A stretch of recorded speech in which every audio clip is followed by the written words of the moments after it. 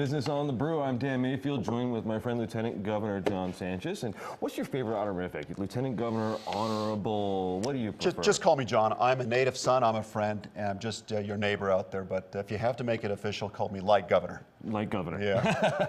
So this year, legislative session, big deal. First time in 60 years Republicans have taken over the House. Right. What does that mean for your office? Well, it just means that we're going to hopefully pass legislation that'll help create jobs, reform education, and make New Mexico's economy more diverse, Dan. Mm-hmm. What does that mean? I mean, we're looking at LEDA funding, we're looking at JTIP funding. What It are is. the important ones It's on your- right to work, which has to pass. It's making our tax code more competitive.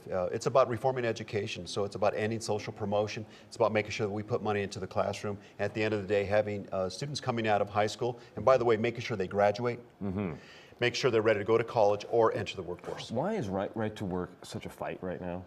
Well, I think the unions in New Mexico have had kind of control of the legislature through the Democrat Party, but we see even Democrats in the legislature who are saying maybe we ought to try something different, right? There was one. You testified last week about Yes. right to work in the House committees. We had a Democrat who joined the Republicans at that committee to move it on, and that's important because it's not a partisan issue. It's about New Mexicans who say, listen, we have to do things differently in our state if we're going to make New Mexico a good place to live. What are the chances of it getting to a vote in the Senate?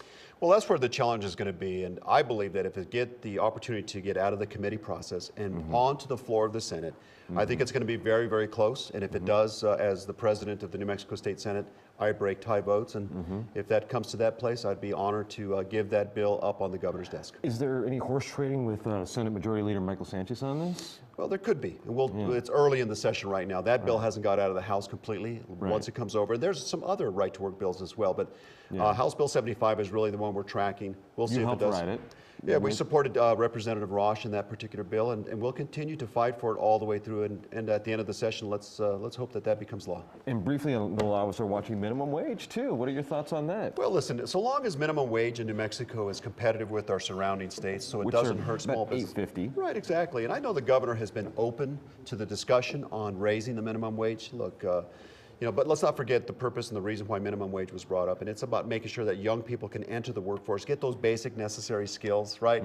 Go to work on time, learn, be part of a team, and then hopefully move on. Great. Thanks a lot, Lieutenant Governor. We really appreciate Dan, it. Business on the Brew with Morning Brew, and I'm Dan Mayfield, joined with Lieutenant Governor